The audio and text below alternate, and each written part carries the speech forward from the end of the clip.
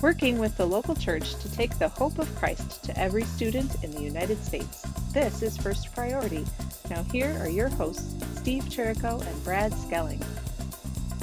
Well, welcome back to the podcast, everybody. My name is Steve Cherrico, and I am so glad you're here. And as you can tell, once again, to my great fortune, there is no Bradley in the room. All right. Woohoo! Normally, I am Bradley's co-host, but today, I get to step in. Okay. Much prettier, much more fun, much more tenured. I mean, the whole works, right? Wow. So next to me is my friend, Miss Debbie. Hello, Miss Debbie. Welcome. Hey, welcome, glad to be with you guys today. So excited. So, Debbie, our three audiences of this is typically school administrators or faculty. Okay. The churches that we network locally, and then the students we serve. Okay. There's a mix of some parents. There's a mix of, some really cool students. But on a whole, that's kind of our audiences. So, because some of them may not know you, especially as well as I do, can you just tell them a little bit about who you are, what you are, where you are, and what the Lord's up to in your life? Yeah. So I'm Debi DeBoer with First Priority Greater Birmingham.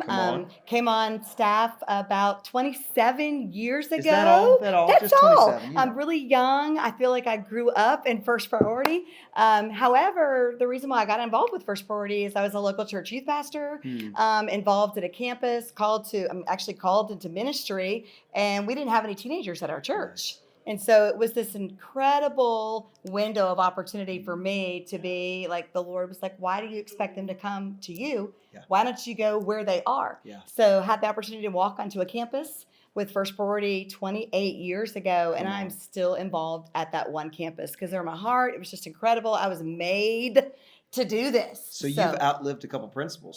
Yes, I have. In fact, they're great retirees that still connect the dots for me. And then they go teach college. And then they're like, hey, would you come? That's great. So it's kind of been exciting to be able just to live the First Priority full dream. That's awesome. So you're in the big city of Birmingham. Yes. Okay. We are. With family? Yes, I have 3 grown kids that when I got involved with First Priority, I was pregnant with my first child, got hired on, and my kids just went with me everywhere we went. Nice. So literally my kids were raised up in First Priority, and they just basically, that was just who they were. They didn't know that they weren't supposed to do anything different. So at 3rd grade and different times, my kids would just be sitting at snack time, and they just knew they're supposed to share the gospel because we're in school. So we didn't have organized First Priority back then for the younger kids, but my kids just grew up doing that. So now they're all grown. 2 of them are in sales, but my baby boy, who is 22, I can still call him that, right? Yes, still can, baby 100%. Boy forever. Forever, that's right. He actually grew up in First Priority as well, loved First Priority, was a student leader. Now he's graduated from college and just really has a heart for ministry. He goes, I just don't want to do the sales job, so I really want to get involved with a local church. So he's interning at a church, doing First Priority clubs that he was raised up in, and going to school. And it's just been exciting just to kind of watch him navigate the dynamics of teenagers and the attention span of a gnat that they say they have, which is crazy to me. I'm like, you do remember you were that age not that once? long ago, too. Yep. But he goes, I never. Love so it. It's been exciting just to be able to kind of see that come alive in him from all those seeds that were planted so long ago. One of the things I love about your family, and your husband included, is they are so bought into the mission and the vision, right? You guys have done a great job raising a family that is, as you said, from when they were very little, they just came with you, right? It's always been part of who you were in the midst. Now, one of the unique things about Birmingham, and I have been down a lot of times for this, but I've not been recently, probably since 2000, maybe 1999, you need or to come 2019, revisit Birmingham. So since 2020, 2019, you do the Leadership Summit. We do. Right? So tell everybody a little bit about Leadership Summit. What does it look like? Why do you do it? Like, give us kind of a download of that, because you just had one, right? Yeah, well, actually 2. Oh, gosh. So basically what Leader Summit started in like 2000, and we really wanted to raise up a generation of students just that were equipped. We did it years ago in the springtime when there's always a lull and you really need that momentum boost. Everybody comes back after Christmas with just I don't know, you just really need to like light that fire again. And so it was basically just leadership training. We worked with Jay Strack, with Student Leadership University, had a lot of their speakers that would come and be able to pour into our leaders. So it was really like an amped up leadership training for our already mobilized clubs. Yeah. Probably about 6, 7, 8-ish years ago, I really wanted to kind of switch the timing of when Leader Summit was done, because I really felt like it was wonderful to be able to give you that second semester boost. But however, we were missing that opportunity of really starting off people with huge momentum at the beginning of the school year. Okay. So we basically said, why don't we try to see if we can do one in the fall and one in the spring. Wow. So it's kind of been adapted to, leadership, administrators, different people at schools have been very accommodating to be able to do this event because it's been going on for so long. Of course. And so we've kind of pioneered that. We have relationship with different people. So they basically give us a day of school that's excused absence for students to be able to come and take a field trip to be able to be trained in leaders. And so we started off, everything's kind of in Shelby County where I live. Okay. So, we're kind of a little bit snobbish, a little bit thinking that everybody else lives in Egypt, but everybody has to come to like Shelby County. Sure. So this year we were real strategic in wanting to be able to do it on the east and west sides of the city where they just don't get a lot of love. Nice. They travel over an hour to be able to get to the summit. Yep. And so this year we put it at 2 different venues, same event, modeled the whole event, but just did it on 2 different weeks. So if you have homecoming and all the things that seem to come up with students and just particular opportunities for them to have to choose, we just kind of made it easy, whichever one was the best date for you to come. So we basically expanded that event from 300 student leaders last year to we trained over 600 students in the matter of a week's time. And that has just been, it's a catalyst for just the school year to start off with a bang, because we worship with them, we train them, we spend time equipping them and really giving them the tracks to be able to run on for the whole school year for them to be successful and be missionaries to their campus. And the hope is that now that we've done 2, that maybe we could do one in every single area of the city. So north, south, east, west, so that we can really find that if you go deeper in a community, how much bigger the numbers were because they were localized. And so they didn't have to travel so much. So that's just been an incredible opportunity for us just to be able to have some huge wins at the beginning of the school year. Students are set up for success. And we just kind of sit back and just watch the harvest numbers come in as students are equipped to share their faith and, be able to share the gospel. So good. I wish you had a vision for your city. Like yes, me too. It would be super helpful to your local organization if you had a vision for your city. Now, I think one of the things that we need to slow down and talk about with the Leaders Summit, and one of the things I love about it is you're talking about during school time. Yes. Right? One of the amazing things about this thing, those of you who are kind of catching what she's saying, is that this is a school day. Mm-hmm. If students are part of Beta Club, they have a certain number of days that they can leave for excused absences, right? Right. They are part of Chess Club. They have a certain number of matches. If I play for the tennis team, I have a certain number of days that I can miss in order to go to state and regional. And these are all non-curriculum things, right? That's right. And so you guys take advantage of that and say, look, let's bring them together. No, we're not going to sugarcoat the fact that the gospel is going to be shared. That's right. Because these are gospel leaders. But we're going to talk about leadership.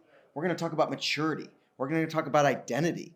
We're going to talk about faithfulness, like all of those mantras that we have found inside these student leaders that maybe aren't found in your normal general student who is not connected to the gospel of Jesus Christ, right? Well, and when you think about it, yes, we do lots of local trainings at different churches or schools to be able to teach somebody how to be able to function, correctly and within the laws of First Priority bylaws with the equal access.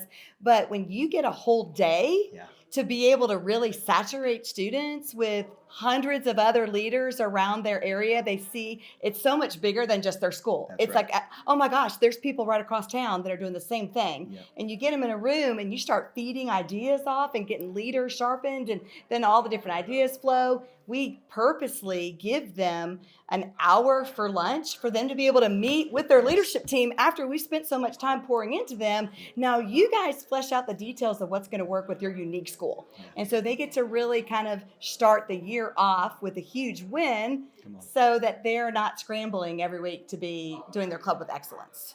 So good. Yeah. It's so good. And the fact that you've decided to go, again, I strategically know your location because Yeah. I've been, right?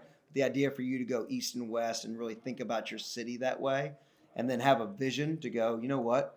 The way our city is laid out and everybody's geography is different, Right. right? But the way our city for Birmingham is laid out and greater Alabama is laid out, I need those four eventually. So that's really neat. All right. Let me shift gears on you. Yeah. Right. Let's talk a little bit about story. Let's talk about what you guys have experienced, you and Jody, and who are some of your other teammates this year? Well, thank you, Lord Jesus. We have 4 full-time now. Okay. We have Ethan Moore Okay. that came on with us in January. Okay. We have Ashlyn Lett, who's been with us about a year and a half Got now. it. And just, my heart's cry has been, God, we just need the next generation. Yeah. So I've been at this for a really, really long time, and Yeah. I love, love, love what I get to do. But at the same time, I'm older. And Yeah. so I want to be able to be relevant and be able to find those next generation leaders that are going to take this torch Yeah. for the next 25 years. Good. When maybe one day, if I ever retire, that people are coming up behind us with a passion we for don't retire, students. Debbie. No, We I don't- know, we and don't. I won't. We refine. However, we change. We slow down, but we don't retire. No, go correct, ahead. correct. But part of that heart was just, who's coming behind That's you? right. Who are you passing your faith to? Yeah. Just like your family, Yeah. who are you leaving that legacy of following Christ? And so I wanted to really kind of pour in to some younger leaders Good. and give them opportunity to be able to grow and expand. And they teach us so much too. And so that's been really exciting. So we have 272 campuses across Greater Birmingham, Come on. which is across 6 counties. Come on. That's 163,969 students. Come on. And as much as I want to reach every last one of them, I can't. But however, we're better together. So how can we maximize the time that we have to be able to reach every single campus? And that's multiplication. That's, bringing people on the team. That's kind of looking at those key catalysts that are in different areas. Yep. For us to be able to train, equip, partner with, undergird, here's the strategy, and just kind of see us continue to expand. So right now, we have 148 clubs that we are currently schools that we're working with, and we have plans over the next 4 years to start 30 new campuses, and we'll cover our city in 4 years. Come on. But beyond that, that's Greater Birmingham, but we have phone calls all the time where God's just really given us a vision to be able to take with the app and so many amazing tools that we have to be able to resource people. We're able to hit all the other counties from Birmingham all the way down to Mobile. So that's exciting. It's super challenging going, how is this ever going to work? But you just kind of make contact with the right people at the right place and the right prayer gatherings. And the Lord's just been opening up doors just for us to continue to expand. So cool. Yeah. So cool. All right, let me start to land this plane and leave this here with you. So think for a moment about story. Think about the administrators. Think about the student leaders. Think about the campus coaches. Is there somebody who or a story that really comes to mind for you from this school year? Wow, there's so many. What we are seeing right now on campus is that a lot of our clubs are at maximum capacity, meaning that we see a generation of students that are so hungry for more. There's such an eagerness for discipleship. There's such we have students that are meeting for prayer on Monday mornings, coming to First Priority on different mornings, having leadership team meetings on another morning. They are just hungry for more. They want more time together. They want to worship together, but they also want more of the Lord. So there's just this intensity, I guess, that's been driving us just for the more of the Lord. They're never satisfied. And so with that, it's kind of seeing some explosive growth in a lot of our clubs.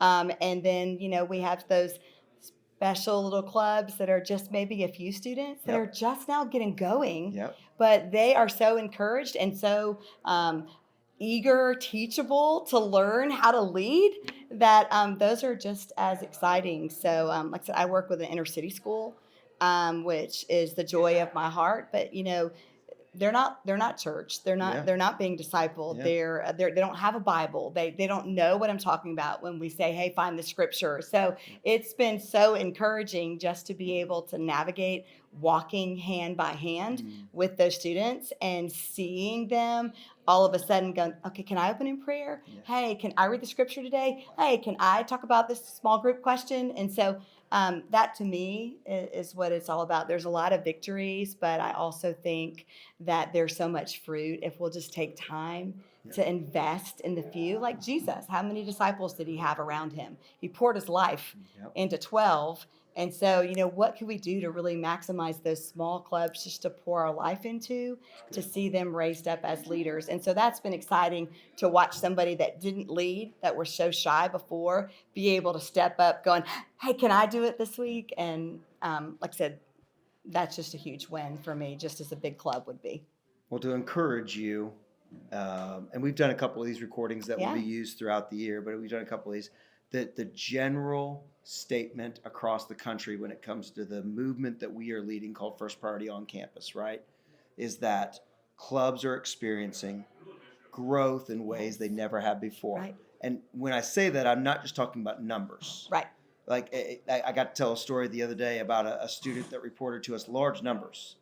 But what I could hear in her reporting was growth inside her and this leadership team in their hunger to be the gospel on the campus. And I was like, oh my goodness, we're not just talking about width right now. We're also talking about girth and depth and the ideas. So to encourage you, we're hearing that. And then number two we're hearing is students are really, really, really hungry for truth. Yes. They've heard everyone's truth, right? And they've heard have your truth, but they're looking for something that is truth. it's tangible. That's right. It's like, give me something solid, because when I look at my life in the mirror, I go, not solid. Like, you're right, because you were meant to be attached to the living God that's going to show you what solid looks like. That's right. Right? Because you're going to have moments in your life where you're not solid. As a parent, as a grandparent, as a business owner, as a leader, they're going to be not solid. And if you're the reason you're solid, you're busted. Right. It's gonna fall apart in a minute. But if you find this living God who will walk through and with you in that, right, then it's solid. So it's been really neat to hear in other ways than you just told.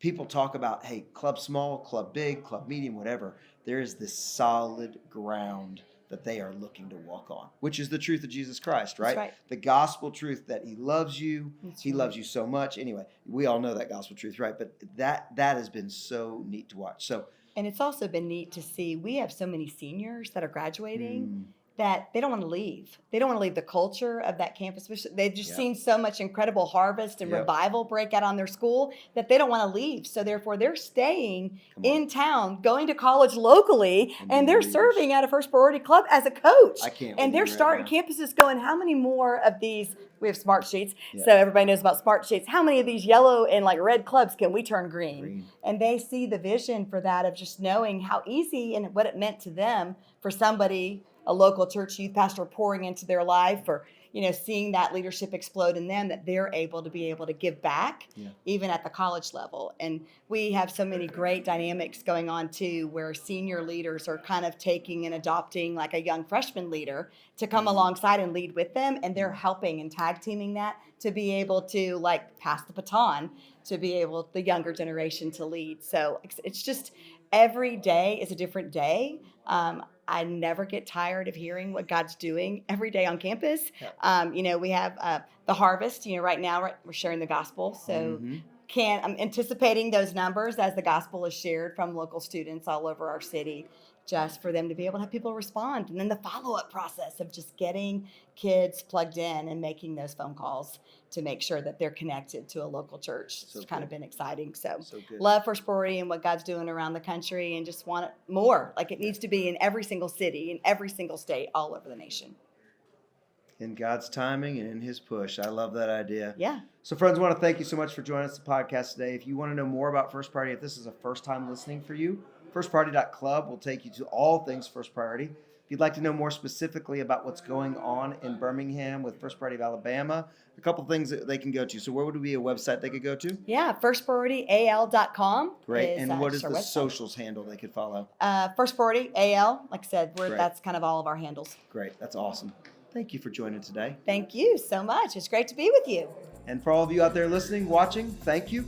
Don't forget to like, share, give us a 5-star review on the platform you use for your podcast. And until next week, we'll see you soon.